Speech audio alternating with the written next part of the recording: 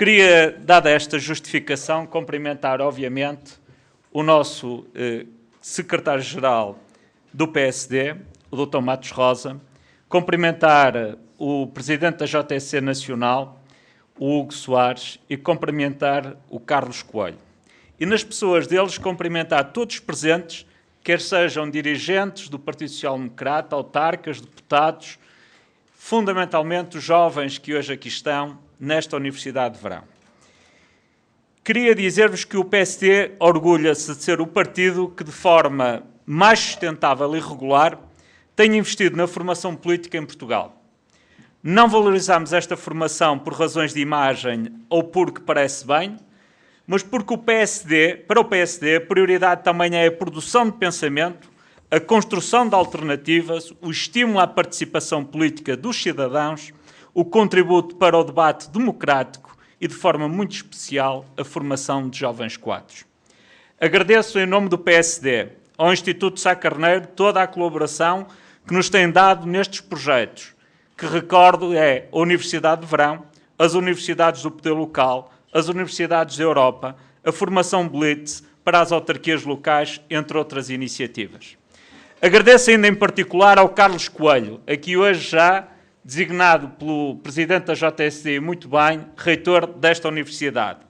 O facto de ser um esteio no entusiasmo e persistência com que sempre se dedicou à formação política de jovens e que várias gerações muito lhe devem por essa sua postura e por essa sua persistência.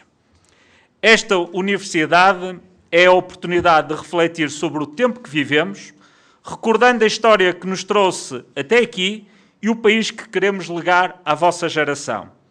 Isso implica falar de princípios e valores políticos, mas também da praxis associada ao exercício da vida pública no poder ou na oposição.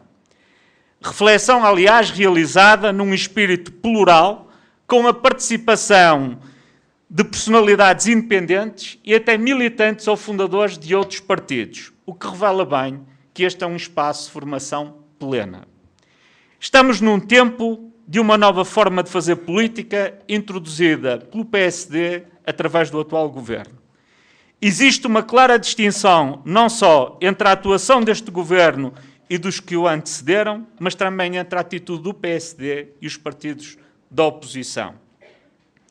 Para o PSD, falar de uma nova forma de fazer política significa ser fiel a valores e princípios, recusando a cedência ao facilitismo, à demagogia e ao anúncio daquilo que se sabe não poder ser feito ou empurrar para a frente a resolução dos problemas, comprometendo o futuro, nomeadamente das novas gerações.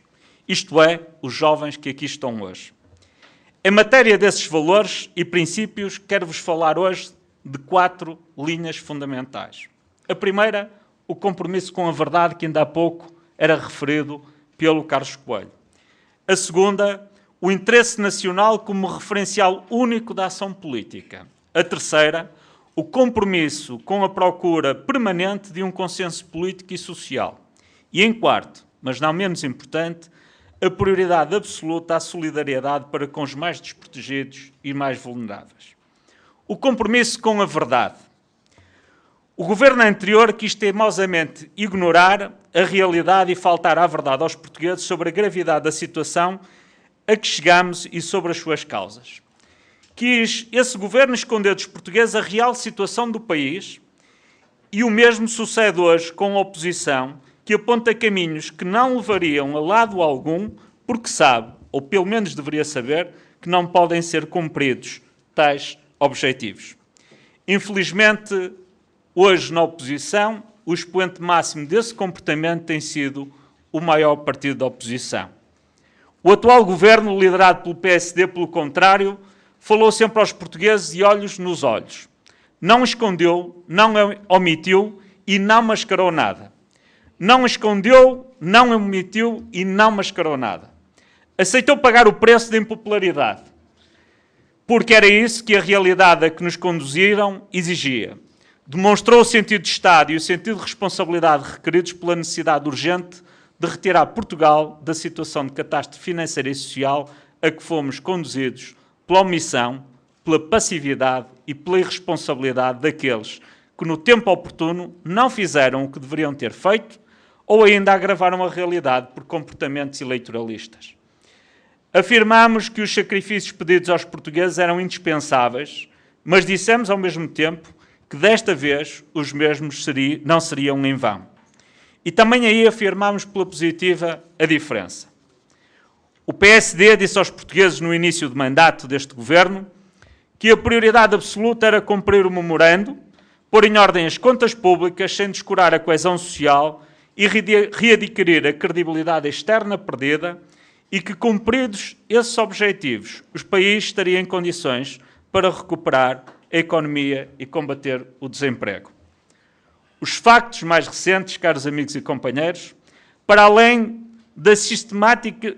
Os factos mais recentes, caros amigos e companheiros, estão-nos a dar razão, porque para além das sistemáticas avaliações positivas que temos sido alvo por parte da Troika, do controle do déficit orçamental, como comprova a mais recente execução orçamental, há ainda uma melhoria crescente das contas externas por efeito do aumento das exportações. Temos ainda a acrescentar os sinais positivos no emprego. Melhoria sistemática dos indicadores relativos à atividade económica e ao clima económico, de que realço o crescimento da economia já verificado no segundo trimestre deste ano. O que se conseguiu, caros amigos e companheiros, foi, antes de mais, mérito dos portugueses, do seu empenho, da sua abnegação e dos seus sacrifícios.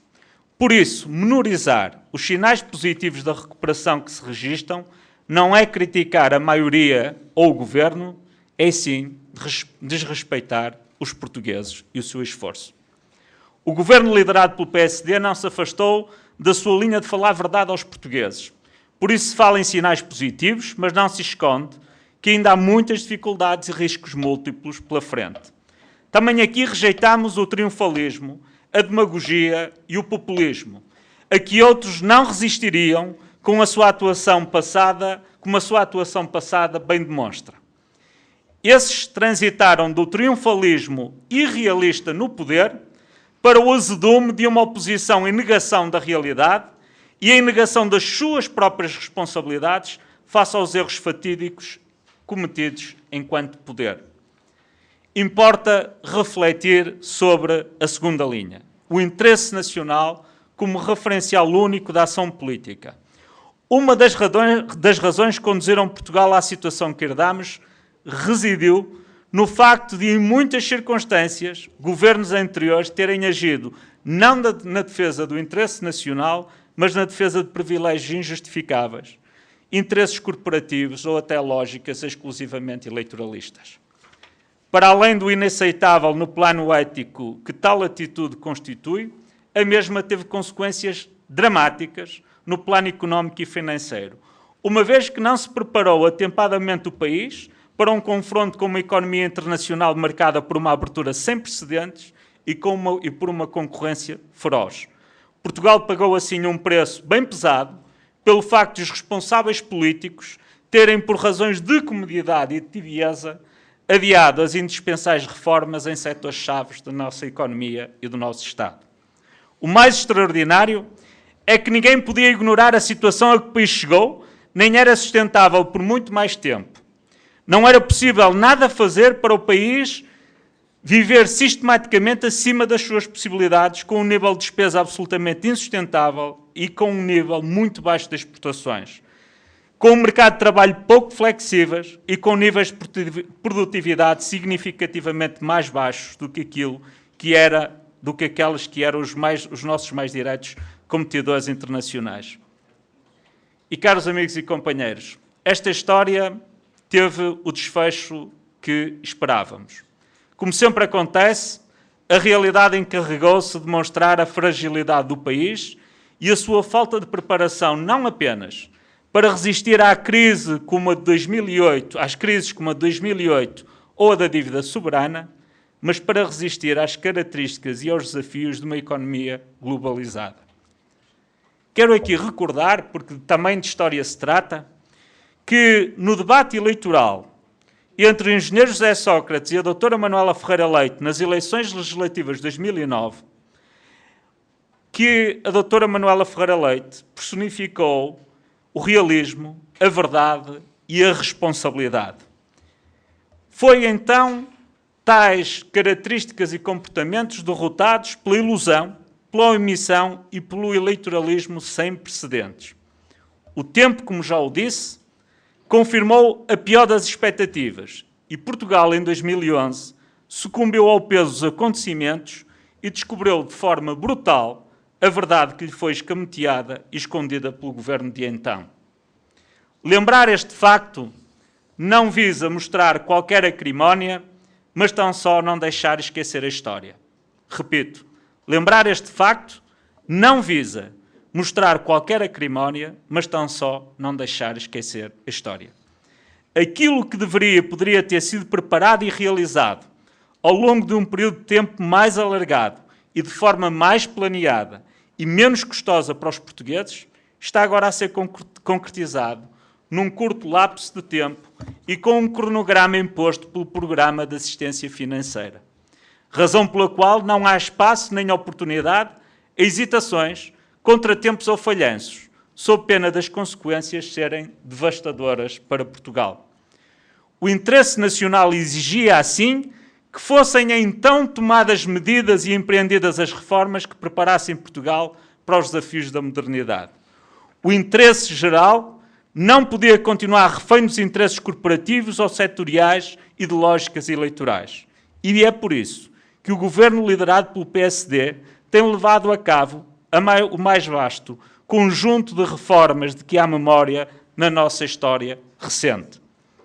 Porque é necessário que todos sejamos capazes de compreender que se tais reformas não forem feitas, Portugal não conseguirá crescer e desenvolver-se e não será capaz de se libertar da tutela internacional a que anos e anos de adiamentos e responsabilidades nos conduziram.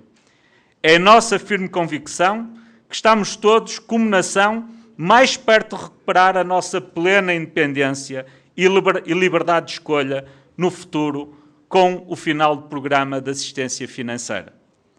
Importa aludir a algumas destas reformas. A reforma da modernização da administração pública, a reforma das leis laborais e modernização do mercado de trabalho, a reforma da justiça em ordem a torná-la mais célere, mais amiga da economia e criadora de mais confiança junto dos cidadãos. Foi ainda feita a reforma da administração local, de modo a torná-la mais capaz de responder às necessidades e anseios das populações e a responder a um novo paradigma de políticas e materiais. Mas é preciso não esquecer a reforma do IRC, no sentido de criar um ambiente mais favorável às empresas e à captação de investimento estrangeiro. Terceiro vetor fundamental desta atuação no tempo em que vivemos. Um compromisso com a procura de consenso político e social. A dimensão das tarefas a empreender é de tal ordem que um governo responsável não pode nem deve rejeitar os contributos e ideias propostas vindas de todos os setores da sociedade. Tenham elas origens em partidos, em associações patronais, em sindicatos ou em instituições da economia social.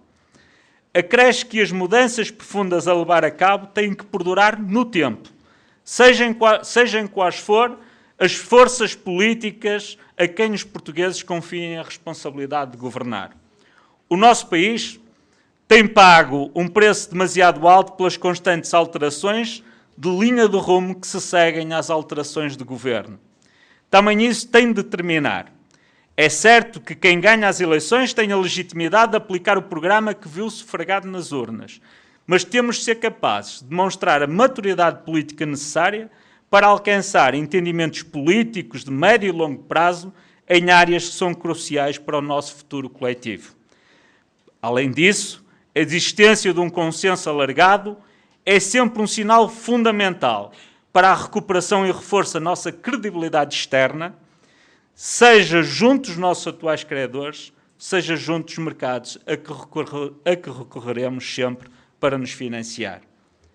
Essa tem sido a preocupação constante do Partido Social Democrata no Governo, que por isso tem valorizado o diálogo e a concertação social, como demonstra a assinatura de um acordo de concertação social que envolveu todas as associações empresariais e de uma das centrais sindicais, bem como os acordos firmados a nível setorial com instituições da economia social, como sejam as misericórdias, as IPSS e as mutualidades. Mas, caros amigos e companheiros, no plano político, o Governo e os partidos que o integram demonstraram também recentemente, na sequência do apelo do Sr. Presidente da República, o seu empenho em estabelecerem com o principal partido da oposição compromissos alargados e temporalmente duradouros em áreas vitais da governação. Infelizmente, e não por nossa responsabilidade, tal não foi possível, uma vez que outros não souberam mostrar sentido de Estado, como o PSD demonstrou quando, na oposição, viabilizou orçamentos e documentos economicamente determinantes para o país. Recordo, e aqui uma das marcas distintivas da nossa atuação enquanto partido político, recordo que o PSD na oposição, liderados por Marcelo Rebelo de Sousa, por Luís Marques Mendes, por Manuela Ferreira Leite e até pelo atual Primeiro-Ministro Pedro Passos Coelho, viabilizou orçamentos aos governos liderados pelo PS, bem como assinou pactos de regime em áreas vitais da nossa sociedade ou ainda tornou possível o aprofundamento do projeto europeu. Estes factos demonstram a diferença que nos separa de outros partidos que hoje estão na oposição. Desafiamos o principal partido da oposição a romper com a sua fobia aos consensos, porque ela não passa de uma fuga à responsabilidade, com gravosos prejuízos para Portugal. O consenso não se apregoa, pratica-se. Por isso o PSD permanecerá firme nessa sua determinação. Apelamos, por isso, a que outros sejam capazes de pôr de lado os seus interesses particulares e trabalhar com o Governo na definição dos caminhos que assegurem a Portugal o desenvolvimento sustentado e aos portugueses as condições de vida que legitimamente ambicionam. Vivemos um tempo de emergência nacional. Repito, vivemos um tempo de emergência nacional. Estamos obrigados ao cumprimento de compromissos internacionais que salvaram Portugal da bancarrota. Existe de todos, sem prejuízo dos posicionamentos pessoais e institucionais, um dever de solidariedade e cooperação no caminho de viabilização de um Portugal sustentável. Ninguém, nem nenhum órgão de soberania, se pode demitir dessa responsabilidade ativa. Portugal não pode viver permanentemente contra tempos, nem sentir que há contracorrentes no caminho da recuperação da plena soberania. A intervenção de todas as instituições deverá sempre levar em linha de conta a situação de emergência nacional que vivemos. O Governo liderado pelo PSD continuará a trabalhar nesse sentido, mas não se demitirá das responsabilidades de decisão que são as suas. O país não deixará de levar a cabo as reformas que têm mesmo de ser realizadas, ainda que outros não possam ou não queiram acompanhar-nos nessa tarefa. Até porque as reformas estão em linha com o que outras democracias europeias já realizaram em devido tempo, garantindo assim a sustentabilidade dos respectivos Estados. Assim, também importa que Portugal, por via dessas reformas, acompanhe tais democracias europeias, garanta a sua sustentabilidade e evite voltar a passar pela necessidade de recorrer a programas de assistência financeira internacionais, como já aconteceu 3 vezes nas últimas décadas. Último vetor, e não menos importante, prioridade à solidariedade para com os mais desprotegidos e os mais vulneráveis. Uma das primeiras medidas que este Governo liderado pelo PSD tomou foi a implementação de um programa de emergência social, de forma a responder aos impactos que decorriam da aplicação do Programa de Ajustamento Financeiro assinado pelo anterior Governo. O Programa de Emergência Social, que se iniciou em outubro de 2011, estará em vigor até dezembro de 2014, está dirigido a cerca de 3 milhões de pessoas, dando resposta a famílias, particularmente a idosos, pessoas com deficiências e instituições da economia social que zelam e preservam o bem-estar dos portugueses mais desprotegidos. Entre as respostas evidencia-se a rede de solidariedade e de emergência alimentar, o mercado social de arrendamento, o banco de medicamentos. Aumentou-se ainda o número de vagas nas creches e apostou-se no apoio à sustentabilidade das instituições do setor social. Mas mais do que isso, apostou-se seriamente na garantia do alargamento da rede de apoio das instituições sociais, estando em curso, neste momento, avultados investimentos que dotarão o país de mais milhares de vagas em respostas sociais de norte a sul, do interior ao litoral do nosso país. Mas a ação governativa não ficou por aí. A consciência social também está patente na atualização das pensões mínimas sociais e rurais. Volto a repetir. Tantas vezes ao longo deste tempo ouvimos ser referido a circunstância de ter sido solicitado por este Governo, no caso da Segurança Social, a 77 mil pensionistas que oferem pensões acima de 1.350 euros, de ter solicitado um contributo extraordinário de solidariedade. Mas nem sempre foi referido que este Governo, em circunstâncias financeiras particularmente adversas, quando outros, em tempos de fartura financeira orçamental, congelaram todas as pensões em Portugal, nomeadamente as pensões mínimas, este Governo foi o Governo que descongelou essas pensões e aumentou as pensões a mais de 1.129.000 pensionistas das pensões mínimas que há muitos anos não viam esta atitude de diferenciação social ocorrer em Portugal.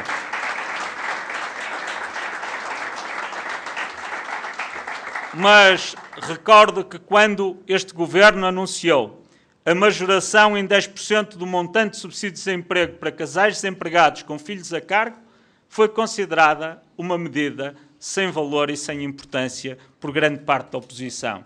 Curiosamente, essa mesma oposição que hoje reclama o alargamento dessa medida e o aprofundamento da mesma medida.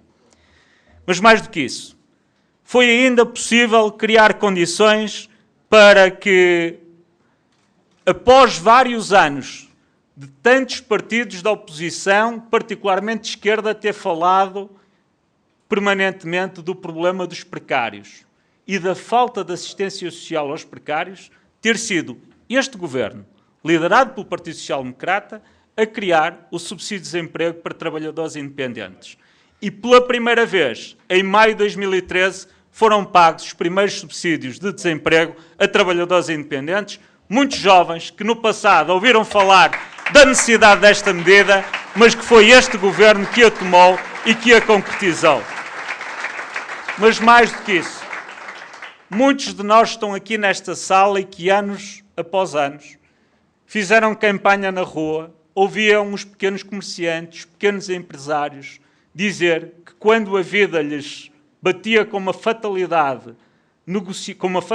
comercial à porta e os seus negócios se esboroavam, que não tinham nenhuma proteção social nesse momento. Durante muitos anos ouvimos essas pessoas dizer que contribuíam ativamente para a economia do país, mas não tinham a oportunidade de criar condições de defesa da sua situação social em momentos de contrariedade das suas vidas pessoais. Foi este Governo que, no Orçamento de 2013, criou pela primeira vez o subsídio de desemprego para os pequenos comerciantes, para os pequenos empresários, para os designados MOI, que durante um período de 3 anos formarão o prazo de garantia para poderem vir a beneficiar desta medida. É certo que fomos criticados porque existe um prazo de garantia, como é normal nestas circunstâncias, de 3 anos. Mas aqueles que nos criticaram, se tivessem tomado essa decisão no passado, há 5 anos atrás, se calhar já há 2 anos que estes mesmos empresários poderiam beneficiar desta proteção. Mas mais do que isso, foi lançado o estímulo 2012 e 2013 incomparavelmente com melhores resultados do que outras iniciativas similares. O Impulso Jovem foi introduzido em Portugal entre críticas, mas contra ventos e marés, faz o seu percurso de apoio aos jovens portugueses. Estes são alguns dos exemplos como a social-democracia deixa a sua marca numa governação com forte pendor social. Numa outra dimensão, o governo liderado pelo PSD promoveu a economia social, como instrumento de desenvolvimento social, económico e também de coesão territorial. Importa, aliás, recordar que foi a maioria parlamentar que suporta o governo que apresentou uma proposta de lei de base da economia social, que foi aprovada por unanimidade e cuja regulamentação está a ser acompanhada a par e passo pelo Conselho Nacional para a Economia Social, um órgão que foi desgovernamentalizado e que tem sido valorizado pelo Estado português. Aliás, o Governo colocou pela primeira vez como setor operacional fundamental do próximo quadro financeiro comunitário, a economia social, significando isto que de 2014 a 2020 esta será um instrumento privilegiado e de exceção no apoio às políticas de desenvolvimento local, de coesão social e territorial. Esta nova aposta coincide oportunamente com a entrada do novo ciclo autárquico. Aproxima-se a data das eleições locais. O PSD, como eu já o afirmei e muitos outros dirigentes, não tem medo destas eleições, nem teme qualquer outra eleição. Mas o poder local, desde os primórdios da democracia, está na genética do Partido Social Democrata. Teve sempre uma forte penetração nas autarquias e é essa a principal marca distintiva do nosso partido, quer nas câmaras municipais, quer nas freguesias. O PSD sempre foi um partido de proximidade com as pessoas e é na gestão autárquica, com essa proximidade, que se faz sentir de forma mais eficaz o seu trabalho e, particularmente, de forma mais próxima a sua ação.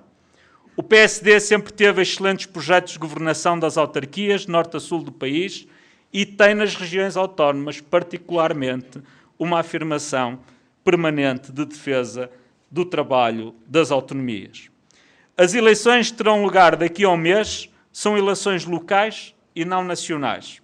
Prova disso é o facto de, tantas vezes no passado, os cidadãos votarem de forma diferenciada no mesmo dia para 3 diferentes órgãos autárquicos de forma completamente distinta, escolhendo de forma diferenciada quem querem escolher. Claro que existe também uma leitura nacional. E desta eleição o PSD também já a fez. E assumiu claramente, quando aprovou a moção de estratégia do nosso líder ao Congresso, que a intenção e o nosso objetivo era liderar a Associação Nacional de Municípios Portugueses. As eleições autárquicas representam um enorme trabalho político e de entrosamento com a sociedade. Apresentamos neste momento cerca de 70 mil candidatos nas nossas listas, grande parte cidadãos independentes ou em coligação de outros partidos. Apresentamos, aliás, coligações com o CDS-PP, com movimentos cidadãos, com o Partido da Terra, bem como com outras organizações de cidadãos independentes.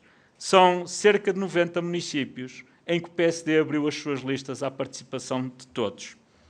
Reconhecemos que no futuro será necessário reforçar ainda mais a participação dos jovens na vida política, autárquica e nacional.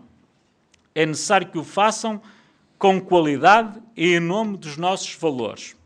Por isso, o vosso empenho e participação qualificada nesta universidade não é apenas sinal que há jovens portugueses e social-democratas com qualidades que investem parte do seu tempo na procura de formas de melhorar a intervenção na causa pública, é também, por si só, um sinal de esperança. Por isso, afirmo e digo-vos obrigado pelo vosso exemplo de trabalho e de rigor, de empenho e de qualidade. Aqui vos deixo os meus votos, em nome do Partido Social Democrata, de uma extraordinária semana de trabalho em nome de Portugal. Viva Portugal!